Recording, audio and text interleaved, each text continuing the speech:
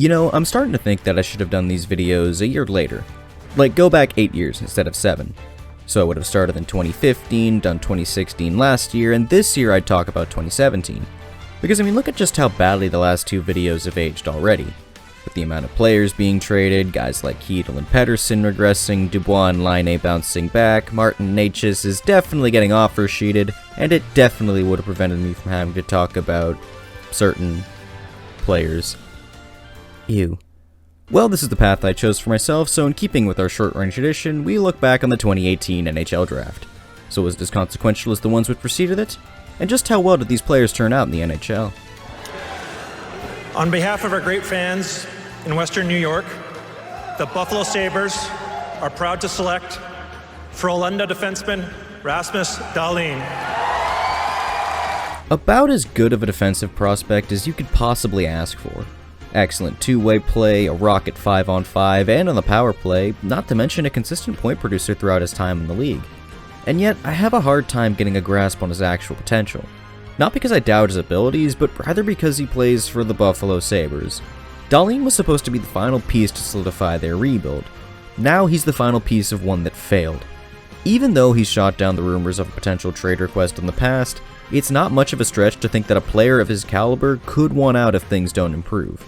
Dahlin has held up his end of the bargain and has honestly developed better than advertised. He just needs a team around him to really maximize that potential. The Carolina Hurricanes select from the Barrie Colts, Andrei Svechnikov. In his final year of junior, he had a goals per game rate right up there with guys like Stamkos and McDavid. And with his size and skating, it was thought that he would develop into an elite player on both sides of the puck. So has he done that? No. Well, at least he scores at a great clip. Not really. At least his defensive game is good. I mean, kinda. But at least he scores in the playoffs. Yes. Just not what it matters. All of this, and I haven't even talked about the injury history that's kept him from playing a full 82-game season since his rookie year. Svechnikov is a good player. That's undeniable. And you could argue that his lack of offense comes down to the system that he plays in. But for a second overall pick expected to provide consistent top 6 production, it's safe to say that he hasn't quite hit those expectations that were placed upon him.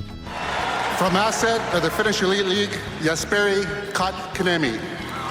Jesperi Kotkaniemi is a tale of two teams. On the one hand, there were the Montreal Canadiens, where he developed as a strong middle six center and played a crucial role in a young Habs team that made it all the way to the Stanley Cup Finals. Then there's the Carolina Hurricanes, who wanted their pound of flesh after Marc Bergevin trying to offer sheet Sebastian Aho by sending an offer sheet of their own that was, let's face it, way too high, and Montreal was forced to settle. The thing that makes Kotkaniemi interesting is that he is what he is, a third-line center who can put up 30 to 40 points with pretty good defensive metrics as well. That is good value. Is it worth a third overall pick? Maybe, and I'd be willing to hear both sides of that argument. But is it worth all the drama that came after? Definitely not.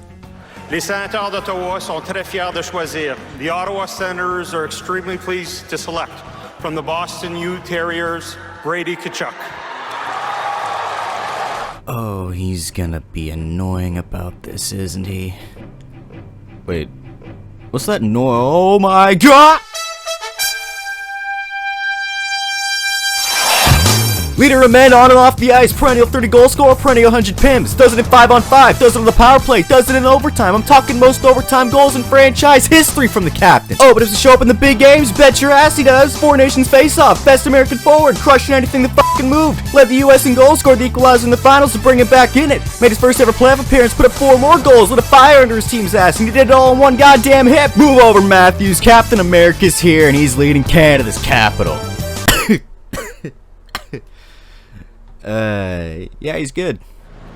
The Arizona Coyotes are proud to select from the Sault Ste. Marie Greyhounds of the Ontario Hockey League center Barrett Hayton. Arizona reached a bit when they took Hayton 5th overall. They needed a center at the time, and to be fair, he was the best one available. Not to mention, he did seem to prove his own value as his scoring pace exploded in the final year in the OHL and at the 2020 World Juniors. And at that tournament, despite a pretty severe injury, he battled through to deliver a legendary performance in the gold medal game. So has that transitioned to the NHL? I mean, kinda. In fairness, he's had a pretty disruptive development path with both injuries and COVID slowing him down. But when he has played a full 82 games, he's actually produced at a pretty solid clip and solidified himself as a legitimate second-line center. So yeah, while he was a reach at the time of drafting, and the weight of 5th overall will always hang around him, I'd like to think that he's lived up to those expectations. The Detroit Red Wings select from Halifax of the Canadian Hockey League, Philip Zadina. If they pass on me, I'm going to fill their nets with pucks. Well, with only 41 goals in 262 games, I think it's safe to say they still have plenty of space, and I think they still have plenty of pucks. He never developed as advertised and tanked his value so hard that even the Yzer plan and all of its glorious success decided that enough was enough and mutually terminated his contract. He spent the year after in the literal hellscape that was the 2024 Sharks, where he did set a career high in goals, but even that wasn't enough and he'd eventually find himself back in Europe. So much for that quote then. Vancouver selects from the University of Michigan, Quinn Hughes. Quinn Hughes is everything you'd want in a modern offensive defenseman. The smooth skating, paired with the speed, his excellent offensive instincts and vision, not to mention insane production from the back end. As a reward for his talents, Vancouver gave him the captaincy, and in 2024, he even won the Norris Trophy as the league's best defenseman. And yet, I'm still unsure about how to grade him. Why? Well, remember what I said about Dahlin and his trade rumors? Yeah, well, imagine that, but those rumors were also very loud, had a significantly better foundation, and the GM for his team couldn't keep his mouth shut. Yeah, that's the Quinn Hughes situation. If the team is able to return to the form they had just a few years ago, then Hughes is the perfect piece to build around. If not, then I'd start blocking New Jersey's numbers. And with our choice, 8th overall, the Blackhawks are proud to select from Brynäs in Sweden, Adam Boquist.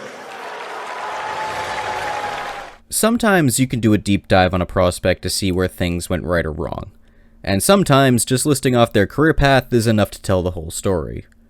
So, struggled to develop on a declining Blackhawks team, saw a small revival after a trade to Columbus, tanked so hard he was bought out of the final year of his contract, healthy scratch at several points last season for the Panthers, eventually claimed off waivers by the Islanders. You see what I mean? New York Rangers select from Tractor Chelybinsk, Vitaly Kravtsov. Hey, I think the Rags are ass at prospect development. Sure, there were some personality issues. After all, he did go back to Russia instead of accepting an assignment to Hartford and basically forced his trade out. But you really want to sit there and tell me that a guy who would go on to light up the KHL couldn't find a spot in the lineup ahead of Julien Gauthier, Barclay Goodrow, or Ryan Reeves? Maybe if they actually gave him a chance instead of playing him less than 12 minutes a night, he might have lived up to this potential. Hey Vancouver, you fucked this up too, by the way. And with our selection in the first round, we're proud to select from the London Knights, Evan Bouchard. I honestly don't know how to judge this pick, because Bouchard is a very polarizing figure. I mean, you look at the skill set, the size, the points, the playoff performances, the fact that he's only been at $3.9 million for the last couple of years, and yeah, he seems like a perfect slam dunk #1 defenseman. And then you watch him actually play defense, and yeah, that's bad. The thing with Bouchard is that he is a valuable piece, one that's anchored the back end of a very competitive Oilers team over the last few years, and one that definitely deserves the raise that's coming his way. That being said, he should still be way better than what he is now. And on behalf of the Islanders, proud to select from the USA Hockey National Development Team Program, Oliver Wahlstrom. Wahlstrom burst onto the scene, not with his plain junior or a stellar performance internationally, but rather with a Michigan goal as a 9-year-old at TD Garden. Unfortunately, his flashy skills never really translated to the NHL. He struggled to find consistent scoring form since his rookie year, and several long-term injuries didn't help, but as a result, he found himself on waivers at several points last year and even saw more time in the AHL. Now without a contract, his future in the league looks to be rather uncertain. Well, Islanders will select from Acadie Panthers defenseman Noah Dobson. Dobson is yet another solid offensive defenseman to come out of this draft. And like Dahlin and Hughes, he's been excellent for the Islanders during his time in the league. With consistent production and excellent defensive metrics, he slotted himself nicely into their defensive lineup. So of course he's also been in constant trade rumors and has since found himself dealt to Montreal. Unlike our previous two cases, however, moving on might be the best for the Islanders. With the first overall pick and Schaefer in hand, it makes sense to move off their current crop to make way for the next generation. And with the picks they landed from that trade, there's a chance they managed to turn this around very quickly. With the 13th pick of the 2018 NHL Entry Draft, the Dallas Stars are proud to select from the Flint of the OHL, Ty Dellandrea. I don't feel 100% comfortable calling him a bust, especially since injuries have disrupted his career pretty significantly, but then I look at his stat lines and holy shit. In fairness, his underlying numbers aren't terrible, and he has found a role in San Jose's bottom six, so it could be worse, all things considered. Philadelphia selects from the U.S. National Team Development Program, Joel Farabee. Farabee is a guy you wouldn't mind having on your team as a middle six forward who can score pretty consistently around the 20 goal and 40 point mark. This past season, however, he fell off hard and was sent off to Calgary, where he really didn't see that much of an improvement.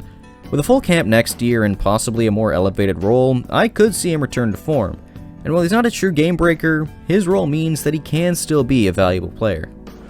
The Florida Panthers select from Yaroslava, Grigory Denisenko. AHL fodder, and not much more. Despite excellent production internationally and in the minors, it hasn't translated at all to the NHL. He's been claimed off waivers and traded for future considerations, meaning he can't even be traded for value anymore. And that's about as good of an indication as to how far a player's fallen as you're gonna get. We're proud to select from the Czech Republic, Martin. Despite all the upside, injuries hindered Kaut's development pretty severely.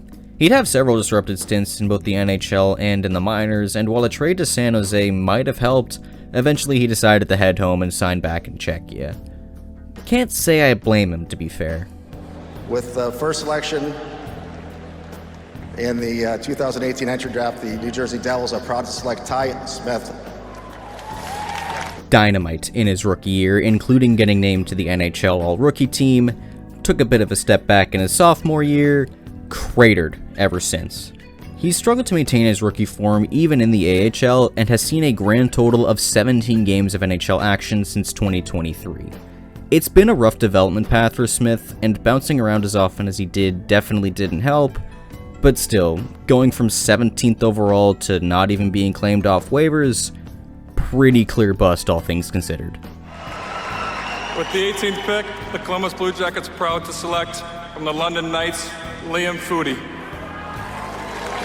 Full transparency, this script is getting really hard to write, because there are only so many ways you can say a player hasn't developed and has been relegated to waiver fodder in the minors, and there are even fewer ways to make it sound interesting. He has managed to play over 100 NHL games, which is more than most people can say. Case in point, 14. Philadelphia Flyers are proud to select from Thayer Academy, Jay O'Brien. Who? In the 3 drafts I've covered, Philly has taken 2 outright busts, a career .888 goaltender, Nolan Patrick's relentless injuries, a couple of trade-of-the-way middle sixers, and a felon. Can you lock the fuck in, please? What do you mean it gets worse? From Karpat, Rasmus Kupari. Kinda struggled to find a foothold in LA, but he did still show some promise as a bottom 6 center who could contribute from time to time. So the Kings decided that he'd be a great trade piece and sent him as part of the package for, god damn it, 3 years! I've talked about you, okay? Just go away! Oh, right, Kupari. Valuable bottom 6 center, which is always a good thing to have. Oh, never mind, he's back in Europe. San Jose selects from Guelph Ryan Merkley. Projected to be another promising offensive defenseman in this draft, Merkley unfortunately didn't get anywhere near the lofty expectations set upon him. Struggled heavily to crack the lineup in the NHL, found himself in the AHL more often than not, and eventually took off for the KHL. Hope he learned Chinese on his way out. Ni hao! Ni hao! And here it is. Rangers select from the USA Development Program, Keandre Miller. No, I'm not taking back my earlier comments on New York's development because this is a consistent trend with them. For every Elias Anderson, there's a Filipino, for every Capo Caco, there's a Will Cooley, and for every Vitaly Kravtsov, there's a Keandre Miller. A young, offensively minded puck-moving defenseman, decent defensive metrics, and trusted in all situations. Behind Adam Fox, he's really helped to round out that defensive core and should be a key piece going forward. Yet the Rangers are gonna Rangers because despite all these positives, he's still been floated around in trade rumors for months. No, I don't know why they do it to themselves either. From Luleå of the Swedish Elite League, Isaac Lundeskog. He's on the Ducks. Does that mean he's bad? No, it means he's playing at a replacement level, but has shown flashes and is on a team that seems like they have no idea what they're doing half the time. Regular NHLer, but as of now, not much more than that. From Leksand, Sweden, Philip Johansson. St. Louis Blues are proud to select from Vaxo, Sweden, Dominic Bach. Who? Okay. You know what? No. I'm gonna be fair here, because I want to talk about something that you're probably gonna notice with a lot of prospects for the next few drafts, and that definitely applies to some of them in this one. See, unless you're a top prospect or have an excellent camp, you're probably not gonna crack an NHL roster right off the hop. Most prospects take a year or two to fully develop. In their draft plus 1 year, they might go back to their junior teams or play a year in college. Then the year after, they might take a step up, playing in the AHL towards the end of the year, before finally taking that full step into professional hockey in their draft plus 3 year.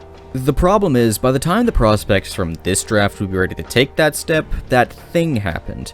Right when they should be trying to make that leap to professional hockey, there wasn't any professional hockey to be played. In the case of Johansson and Bach, they both chose to stay in Europe to play what little hockey there was, but due to the stunted nature of their development, they didn't have a lot of success. In Bach's case, he was able to get a few games in the AHL towards the end of 2021, but left back for Europe halfway through 2022. It took Johansson 5 years to get into games here in North America, and he likewise left after a shortened stint in 2023. So while yes, going from first round pick to 0 NHL games does get you squarely into the who category, there are some very obvious mitigating circumstances that led to that. Les sénateurs d'Ottawa sont très fiers de choisir. The Ottawa Senators are pleased to select from the Alberta Junior League Okotoks, Jacob Bernard Docker. Speaking from a guy who watched him a lot, Bernard Docker isn't a flashy player, but he's responsible defensively and can be pretty effective either on a shutdown third pair or as a stay-at-home guy next to a more offensively minded partner. He doesn't wow you at all, but he does bring value to the defensive core, and that's not something that can be overlooked. Fuck you mean they didn't qualify him? The Blackhawks are proud to select from Drummondville, Nicholas Beaudin. Remember what I said in the foodie section? Well, in Beaudin's case, he also never managed to break into the NHL on a consistent basis. Found himself in the AHL for the majority of his early career, was traded to Montreal in a minor league deal, and eventually signed in Europe after terminating his contract. Next. New York Rangers select from Luleå, Swedish Hockey League, Niels Lundqvist. It took Lundqvist years to finally make it to North America after being drafted, but the performances he put up did show off the potential talent that he could bring to the NHL. Now, while he hasn't turned into a major game breaker, he has turned into a very effective bottom four defenseman on a Dallas team eager to contend. While he won't shock you with his play, he's definitely the kind of guy you want around for your defense. With the 29th selection in the 2018 NHL Entry Draft, the Toronto Maple Leafs are proud to select from the Sault Ste. Marie Greyhounds, Rasmus Sandin. Stop me if you've heard this before. Offensive defenseman with plenty of upside, has developed as advertised, was seen as a possible trade chip by the team that drafted him. Thankfully, unlike some of the other guys we've talked about, Sandin was actually traded. Now in Washington, he's not been a true number one defenseman for them, but behind Chychrun and Karlsson, he's actually found a very solid role that allows him to play up to his strengths on both sides of the puck. On a Capitals team that retooled on the fly to maximize the last few years of Ovi's career, he's been a fantastic addition to help strengthen their top four. Detroit Red Wings are proud to select from Drummondville, Joe Veleno. Never really developed, eventually did manage to find a bottom six role with Detroit and Chicago, but hasn't turned into anything more than that. A regular NHLer, sure, but not one that'll stand out. Watch him score 20 next year now that he's with Seattle, though. Oh, son of a bitch. Washington Capitals are very proud to select from the Red Deer Rebels of the Western Hockey League, Alexander Alexiev. Bottom 4 guy with pretty good defensive metrics, but not much else. Not very flashy, doesn't put up too many points, but then again, didn't really need to. He did cross-check Brendan Gallagher in the face, though, so that gets him in my good books at least. So, with the first round thankfully over, let's take a look and see how the later rounds turned out. While the second round didn't produce any major stars, there is still plenty of NHL talent, including guys like Alex Romanov, Ryan McLeod, Martin Feravari, Kirill Marchenko, and Sean Durzi, among others. The third round saw names like Jack McBain, Jordan Harris, Ty Emberson, and Connor Dewar taken. The fourth round had Martin Pospisil, Joe Hofer, Paul Cotter, and Philip Kurashev go off the board, and the late rounds did see some regular NHL talent, including the likes of Samuel Ersson, Pontus Holmberg, and Michael Kesselring. For the biggest steal of the draft, we turn our attention over to the fifth round, where New Jersey landed Yegor Sharangovich 141st overall. He's since developed into an effective middle six center, and after being traded to Calgary, he took off, setting career highs in goals, assists, and points. Now, while he did take a step back offensively last year, his defensive game has proven to still be effective and has allowed him to carve out a legitimate role in their offensive system. Overall, this draft was pretty weak, all things considered. While many of these players have managed to find their roles in the league, outside of a handful of them, there aren't that many who you could consider to be a legitimate star. It's the inherent risk of the draft. You gotta hit in the picks you make, and then you have to make sure they develop into the players you believe they can be. It is a gamble at the end of the day. So while some teams may be disappointed, always remember that it could still be worse. It could be whatever the fuck this year's draft was.